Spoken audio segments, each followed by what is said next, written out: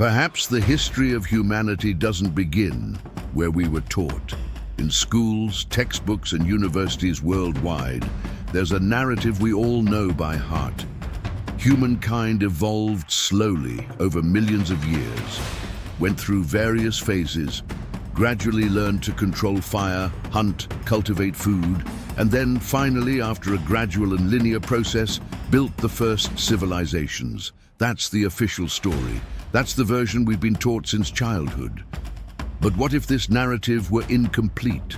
What if something earlier existed, something fundamental, something deliberately left out of history books? Right now, scattered throughout museums, libraries, and archaeological institutes around the world, there are thousands of clay tablets written more than 5,000 years ago. Many of these tablets have never been fully translated. Others have been translated but are rarely discussed in conventional academic contexts. And those that have been thoroughly studied reveal information that completely challenges everything we've learned about the origin of human civilization. So the question that remains is this: what if the true beginning of humanity was hidden in these ancient tablets? What if the answer to who we really are was engraved in clay millennia ago, waiting for us to finally pay attention?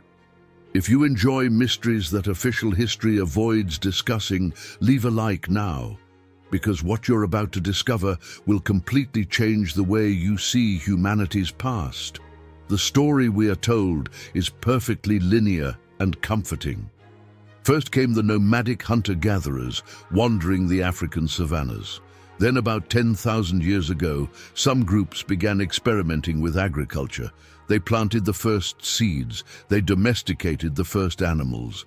Gradually, these small agricultural communities grew and transformed into villages. The villages grew and became towns. The towns expanded and became cities. And only then, after thousands of years of this slow and incremental process, did the first true civilizations emerge, with writing, laws, complex social organization, and monumental architecture. Everything happened gradually, step by step, right? That's what the books say. But when we look at Sumer, something extremely strange happens. Something that doesn't fit into this comforting narrative. Around 3,500 years before Christ, in the region of Mesopotamia, where Iraq is today, a complete civilization appears. And when I say complete, I'm not exaggerating. We're not talking about a village that grew little by little. We're not talking about a gradual process of development. We're talking about entire cities, perfectly planned, with extremely complex irrigation systems, detailed written laws, monumental temples of impressive architecture, a fully developed form of writing, advanced mathematics that we still use today, and astronomical knowledge that took millennia to rediscover. All of this simply appears, suddenly. As if someone had pressed a button and switched on civilization. There are no clear archaeological records of an intermediate phase. There is no convincing evidence of a long period of trial and error. There are no signs of gradual learning. It's as if the Sumerians already knew everything from the beginning. Archaeologists and historians themselves recognize this and call the phenomenon the abrupt emergence of Sumerian civilization. But this beautiful expression explains absolutely nothing. It only describes the mystery without solving it. So the question that bothers anyone who really thinks about this is, how does such an incredibly sophisticated society emerge so suddenly, without clear antecedents, without a visible trail of development? Where did all this knowledge come from? How did they already know how to do all this? The answer, according to many researchers who have dared to question the official narrative, may be engraved on the very clay tablets that the Sumerians left behind. Sumerian tablets are damp clay tablets on which specially trained scribes inscribed information using a triangular-tipped stylus. The writing system used was cuneiform, which literally means wedge-shaped, and is one of the oldest writing systems ever discovered by archaeology. After being inscribed, these tablets were left in the sun to dry or baked in ovens, making them incredibly resistant to time. This is why thousands of them have survived for over 5,000 years and reached us. But what exactly is written on these tablets? A little bit of everything. There are quite mundane administrative records, such as inventories of grain stored in temples, livestock counts, lists of workers and their duties. There are detailed commercial contracts, records of taxes paid, transaction receipts and property inventories. But there are also much more intriguing and profound texts. There are complex religious hymns dedicated to various deities. There are epic narratives about heroes and kings.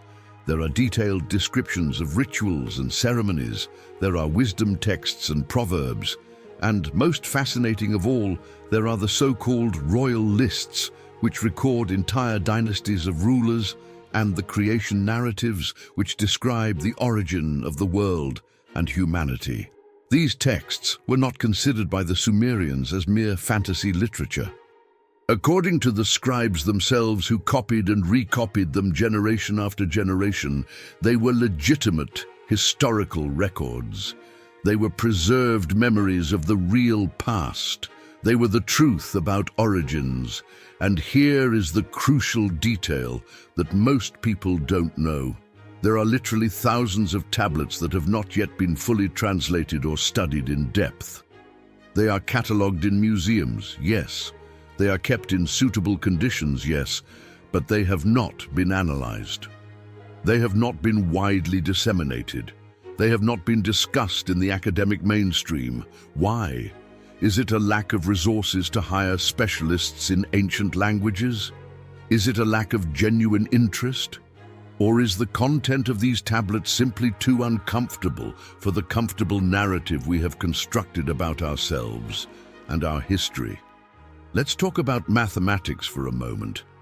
The Sumerians used a base 60 number system. 60, not base 10 as we use today. This system is incredibly sophisticated and much more versatile than our decimal system for certain types of calculations. And it is precisely because of the Sumerians that even today, 5,000 years later, we still divide time into 60 seconds and 60 minutes and divide the circle into 360 degrees. This mathematical legacy has spanned millennia. But it doesn't stop there. They knew how to calculate complex land areas. They knew how to calculate building volumes. They knew the concept of square roots. They worked with fractions in an advanced way. And amazingly, they knew and used the concept of zero, something that many later civilizations would take centuries to develop. This was more than 5,000 years ago. Now let's talk about astronomy, because here things get even more impressive. The Sumerians mapped the night sky with a precision that defies explanation. They didn't just casually observe the stars. They calculated planetary orbits with mathematical accuracy. They understood astronomical cycles that take thousands of years to complete, such as the precession of the equinoxes. They described constellations in minute detail. And here's the shock. They possessed celestial maps so detailed and precise that when 19th century European astronomers finally managed to study them properly, they were absolutely perplexed. How was this possible? How could a civilization that, according to the official historical narrative, was only beginning to take its first steps, possess astronomical knowledge that would be lost for millennia and only rediscovered with the aid of modern telescopes and computational calculations? The conventional answer you'll hear from traditional academics is always the same. They were very observant and very intelligent. But that answer, frankly, isn't enough. Because we're not talking about gradual discoveries made over centuries. We're not talking about knowledge that was built brick by brick. We're talking about knowledge that simply appears ready-made, complete, functional, and systematized, as if someone had handed them a ready-made manual. They weren't learning through trial and error. They were recording something they already knew. But recording what exactly? Where did this knowledge come from? These are the questions the Sumerian tablets attempt to answer, if we have the courage to truly listen to them.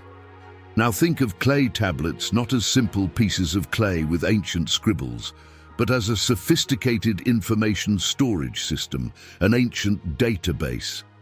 The Sumerians didn't write for fun or as a hobby. They didn't create these tablets casually. They wrote to preserve, to ensure that crucial information wasn't lost. And what they preserved was carefully organized. Entire libraries existed dedicated to storing these tablets. There were cataloging systems, where each text had its classification and its specific place. There were scribes whose sole job was to copy important texts over and over again, creating multiple copies to ensure that even if one was lost or broken, others would survive. This isn't the behavior of a primitive society that barely left the caves.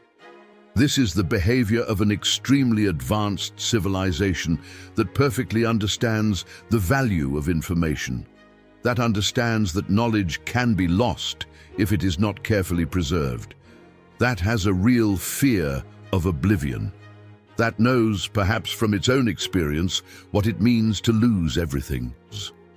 Then a disturbing question arises. Why this almost desperate obsession with recording absolutely everything? Why this profound fear of forgetting? What were they afraid of losing?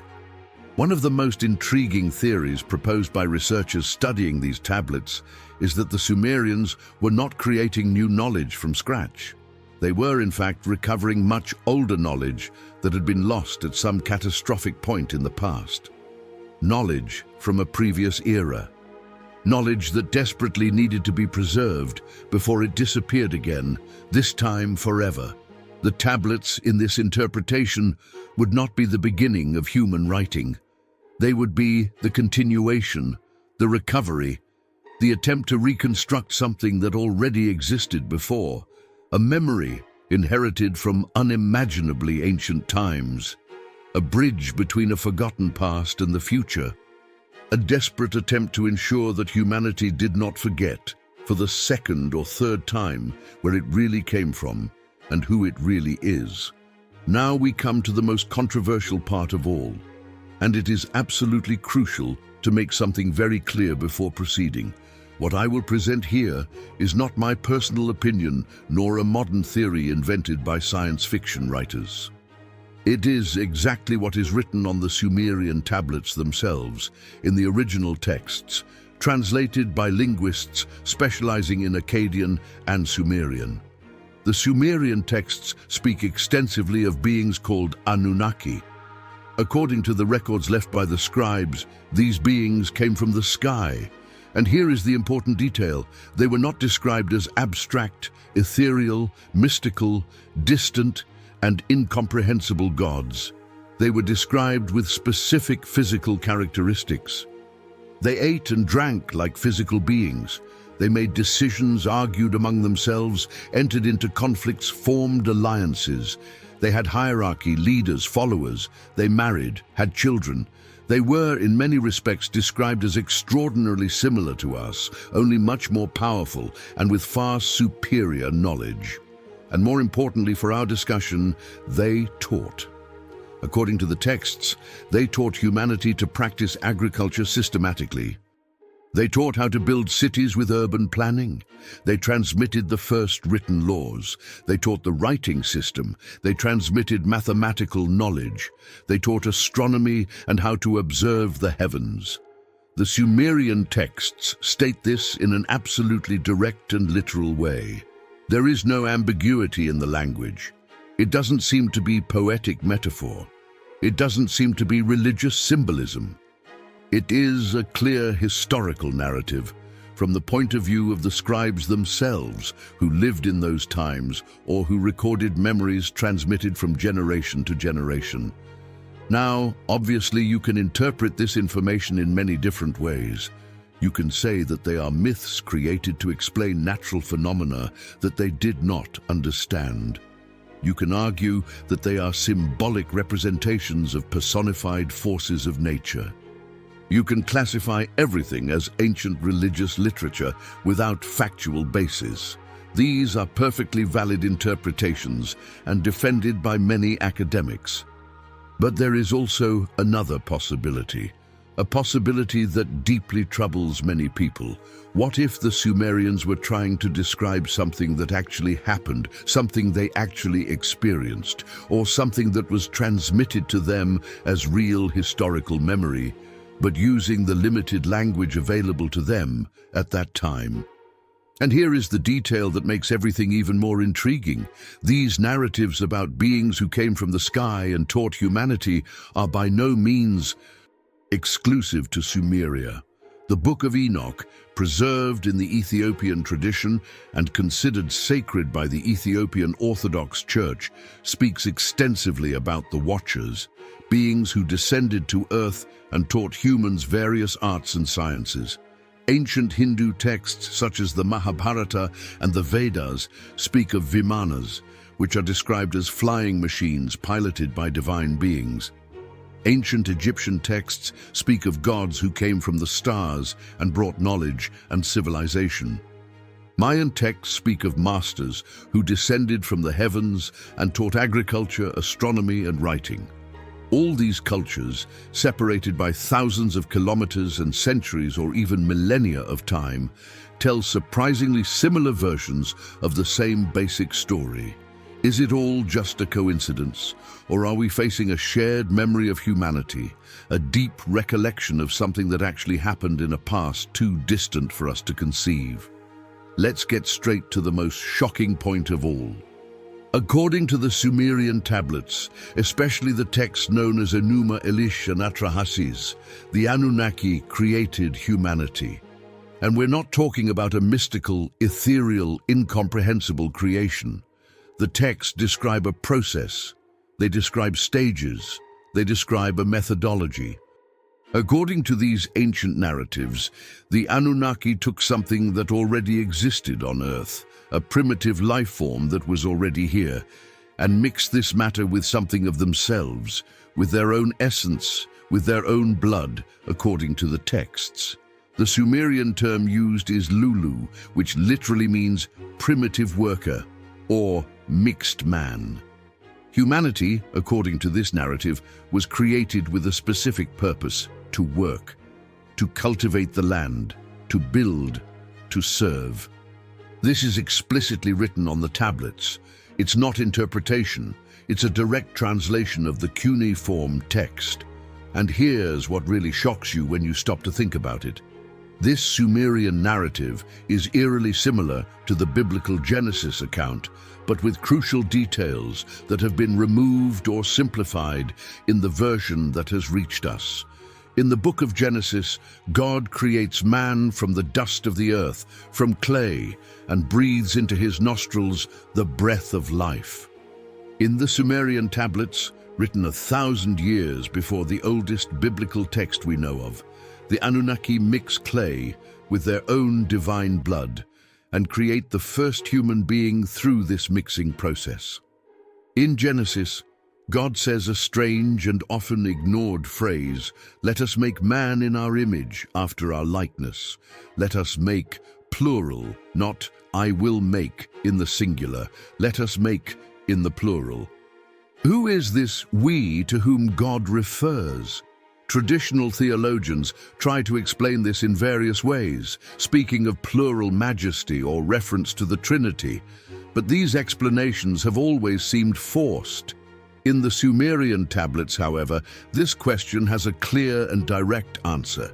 It is the Anunnaki, acting in council, collectively making decisions about the creation of humanity. And here is the part that bothers many people, especially those invested in keeping the traditional historical narrative intact. What if the biblical Genesis is not the original text? What if it is an edited, simplified, summarized, perhaps deliberately altered version of a much older, much more detailed, much more explicit narrative that is preserved in the Sumerian tablets? What if the true genesis of humanity, the true story of our creation or origin, is hidden in these clay tablets, forgotten in museum basements, while we read a partial and incomplete version in the religious texts that have been transmitted to us? The Sumerian tablets contain something known as the Sumerian King List, or Sumerian King List. This document, which exists in several copies found at different archaeological sites, chronologically lists all the kings who ruled the Mesopotamian region, one by one, dynasty after dynasty, with the exact length of each king's reign. At first glance, it seems like a perfectly normal historical document, the kind any ancient civilization would produce to keep a record of its rulers. But when you actually read the numbers, when you pay attention to what is written there, something absolutely inexplicable appears. The first kings listed in the document are said to have ruled for absurdly long periods. Some are said to have reigned for 20,000 years, others for 30,000 years. A king named Alulim, according to the list, ruled for 28,800 years. Another named Dumuzid for 36,000 years. Then the list mentions a great flood, a cataclysm that destroyed everything. And after this deluge, curiously, the numbers begin to drop dramatically, but still remain extremely high by normal human standards. Kings who lived 1,000 years, 500 years, 300 years.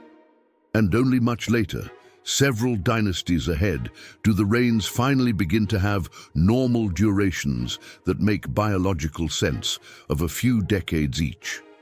The standard and automatic reaction of modern historians when confronted with these numbers is to say that this is obviously pure mythology, that the numbers are symbolic and should not be taken literally, that they probably represent entire dynasties or historical periods, not real individuals.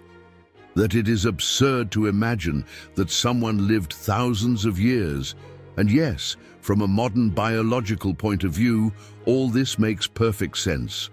But here is the fundamental problem with this interpretation. The Sumerian scribes did not treat these texts as mythology separate from real history. They did not distinguish between the impossible kings of the beginning and the later historical kings whose existences have been archaeologically confirmed. For them, it was all in the same continuous list. Everything was on the same level of historical reality. There wasn't a dividing line saying, up to here is myth, from here on is real history.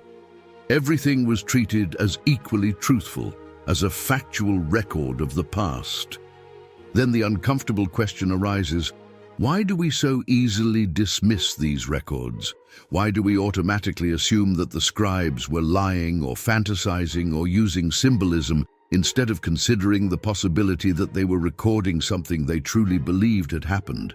The honest answer is because these numbers don't fit our narrative, because it doesn't make biological sense in our current understanding. Because accepting these numbers as literal would completely break down the entire model we've built about human history. But what if, just what if, the scribes were trying to preserve a real memory of a time when things were fundamentally different from what they are now? What if there really was an era when human biology functioned differently? The biblical texts themselves, after all, mention that people like Methuselah lived for more than 900 years, and that the antediluvian patriarchs had extraordinarily long lives that only gradually shortened over the generations. Now we need to talk about something extremely important: silence, loss, destruction. Because if everything we're discussing was recorded on tablets, if the Sumerians preserved all this knowledge so carefully, what happened? Why was this knowledge lost? Why do we need to rediscover tablets buried for centuries to find this information? The answer is complex and disturbing. Throughout history, entire libraries have been destroyed. The Library of Alexandria, which contained accumulated knowledge from across the ancient world, was burned multiple times. Libraries in Mesopotamia were looted and destroyed during invasions. Temples that housed sacred texts were demolished. Scribes were killed. Ancient languages were forgotten. Writing systems were lost. And in many cases, it wasn't accidental loss. It was deliberate destruction. Conquerors who wanted to erase the culture of the conquered. New religions that wanted to erase the old ones. Empires that wanted to rewrite history in their favor. During the Middle Ages in Europe, ancient texts considered heretical or pagan were systematically destroyed. Knowledge that didn't align with the official doctrine of the church was suppressed. And this isn't conspiracy theory, it's documented history.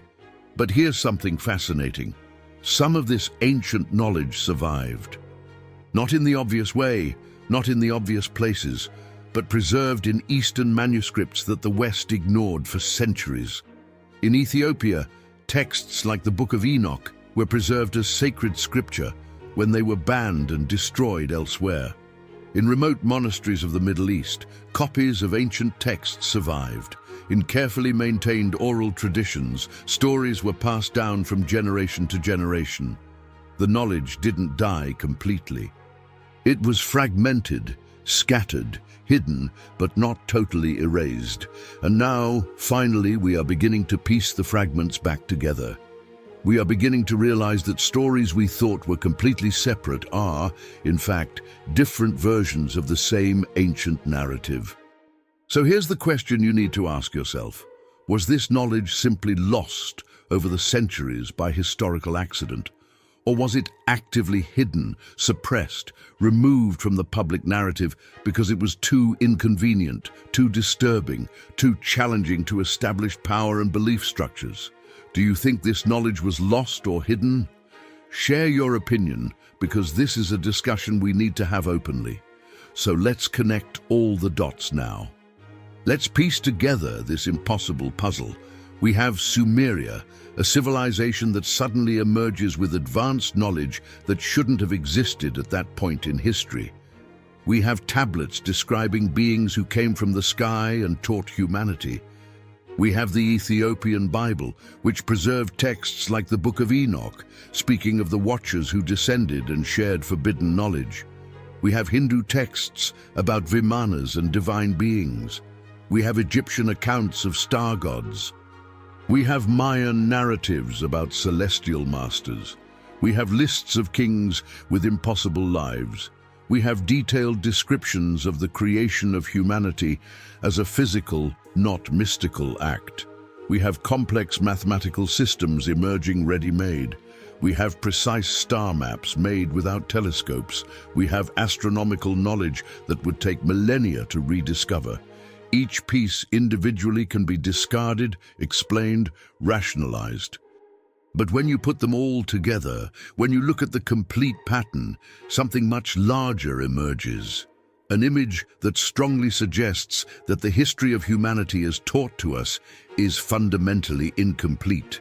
That there was something before, something that was forgotten or hidden, something that the ancients desperately tried to preserve on clay tablets, in sacred texts, in oral traditions, in stone monuments. A deep memory of a time when we were different, of a time when we were not alone, of a time when we received knowledge from outside. Perhaps the beginning of humanity is not a myth invented by primitive peoples trying to explain the world. Perhaps it is a fragmented memory, distorted by time, simplified by oral transmission, edited by religious and political agendas, but still preserving cores of truth about something that really happened in a past so remote that we can barely conceive of it. History may have been rewritten multiple times over the millennia. Empires rise and fall, each rewriting the past to serve its present. Religions replace religions, each erasing previous narratives. Ideologies succeed one another, each shaping history according to its needs. But the clay tablets still speak. They remain buried beneath the desert sands, waiting. They rest in museum collections, catalogued but unstudied. They whisper stories that challenge everything we think we know. And increasingly, researchers, historians, archaeologists, and linguists are beginning to truly hear them, without the filters of conventional narratives, without the fear of questioning academic orthodoxies. What they are discovering is disturbing, fascinating, and potentially revolutionary. We are at the beginning of a fundamental reassessment of who we are, where we came from, and what really happened in the early days of human civilization. The Sumerian tablets are not merely archaeological curiosities. They are silent witnesses to a truth that has been fragmented, but not completely destroyed. It is up to us to decide whether we will have the courage to listen to what they have to say, even if it means questioning everything we have been taught. Subscribe to the channel to continue exploring these ancient texts that official history prefers to avoid, because this journey is only beginning, and what is yet to be discovered may change everything we think we know about the true beginning of humanity.